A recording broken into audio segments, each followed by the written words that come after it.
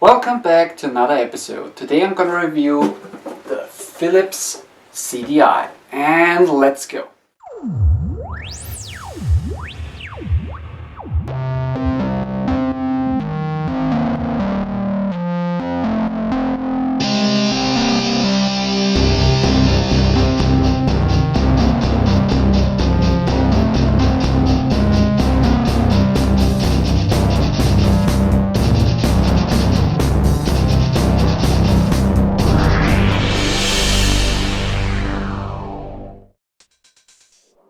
Before I talk about the CDI, we have to begin with the CD itself.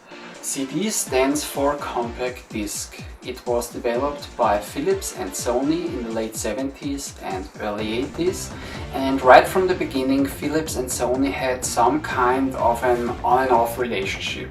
Sometimes they worked independently and sometimes they joined forces during the creation of the CD and also later on while developing all kinds of different CD formats. Other companies like GVC or Matsushita also helped with some of those formats.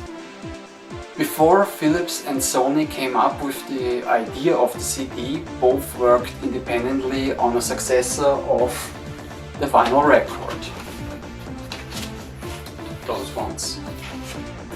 And their first idea was to use the Laserdisc as their new audio medium. The Laserdisc was the successor of the VHS tape, but it never managed to replace the VHS tapes, mostly because number one, they weren't that popular at the time, and number two, they sold more or less successfully only in Japan. The Laserdisc was only used for video material, and each side can hold between 30 to 60 minutes of video material. And this was a very big problem for Philips and Sony, because they figured out that even a Laserdisc that can only store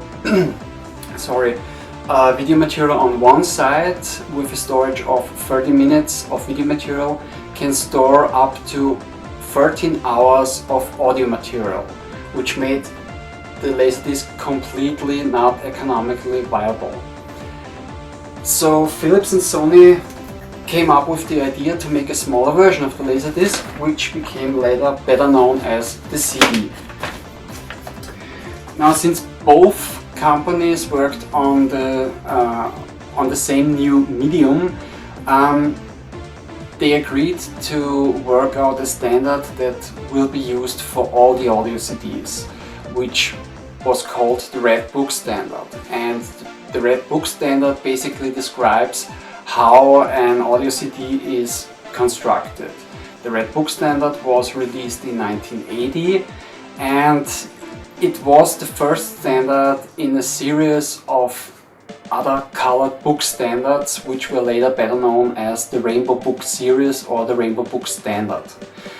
Other standards from the Rainbow Book series are, for instance, the Yellow Book series, the Yellow Book Standard, which was released in 1985, and this standard is used to store data on a CD, which is today better known as the CD-ROM standard. And then there was the beige standard. This was used for photo CDs. Then there was the white standard, which was used for karaoke CDs and later on for video CDs, and so on. And in 1984, Philips and Sony decided to create a new standard called the Green Book Standard, which should combine video material, audio material, graphics/texts, and the ability to interact with those. And the Green Book Standard was officially released in 1990 and became later better known as the CDI standard. What's interestingly for me is that Sony helped Philips create the CDI standard, but wasn't interested in developing the CDI system. Sony left that completely to Philips, and I guess it had something to do with the fact that Sony worked on a completely different project which started in 1988, and which I'm gonna talk about a little bit later in my review. So, but now we come to the CDI system. The CDI was developed and released by Philips. Like I mentioned before, the CDI standard was released in the year 1990, and actually also the system was released in the same year, but only for the electronic industries. So it was released for businesses or companies / developers and not to the general public. But 1 year later, in 1991, the CDI was released in the United States for the normal consumer, and 1 year later, in 1992, it was also released over here in Europe. The first model was the model 910, which was released in the United States, and the same model was also released over here in Europe, but over here it was called the 205. It had a retail price of $699 US, and the 205 was the first model in the 200 series. This is the second model from the 200 series. This is the 210. It is a little bit smaller than the 205, and it misses a headphone jack and a volume controller for the headphone jack, but beside those two things, the 210 is more or less identical to the 205. Philips released a lot of different models, and also, like I mentioned with the 200 series, a lot of different series of the CDI. The 200 series was more or less big because they should match the design of VCRs of that time or a component of a stereo system of that time. And other series were, for instance, the 300 series was the portable series, or was the portable CDI systems were the 300 series, let's call it like that. Then there was the 400 series. The 400 series, those models were smaller or compacter. Then the 600 series was more or less a professional series, which was meant for developers. They had a floppy disk drive built inside the system, and a lot of ports on the back, which were useful for developing video games or other titles. Then also, I guess the 100 series was also a more professional series for developers, and also other companies released different models of the CDI.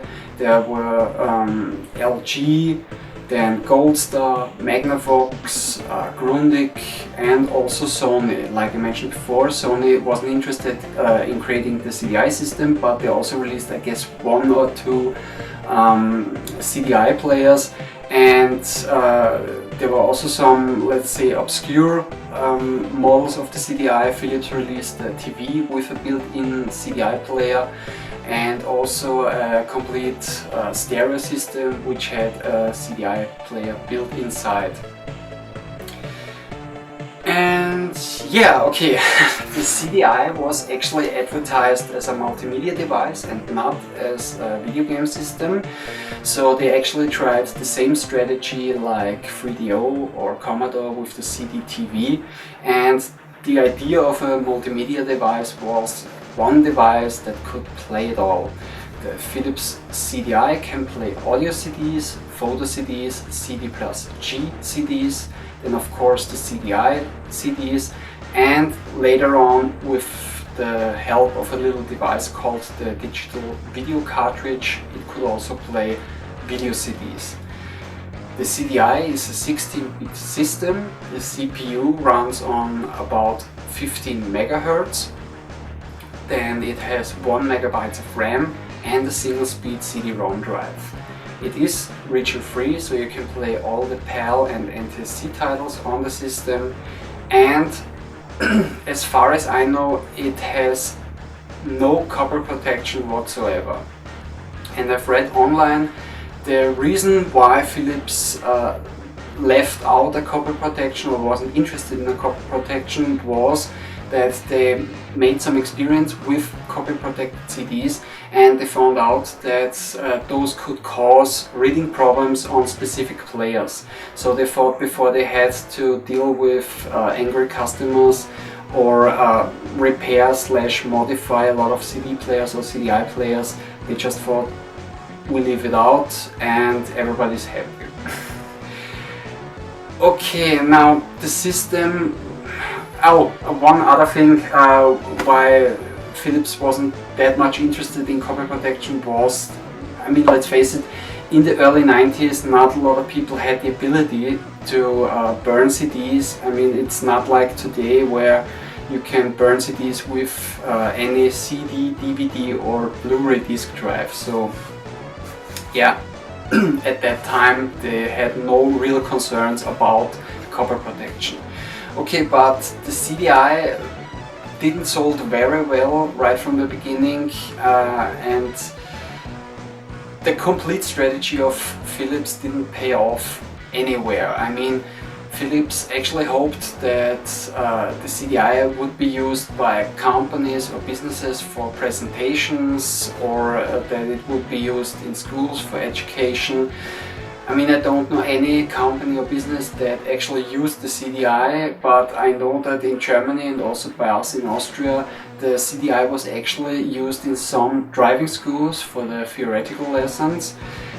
And yeah, also on the normal market for the normal consumer, their strategy didn't pay off, because mostly because beside audio CDs, it was very unusual and a very young technology to use CDs for anything else like photos or games or movies.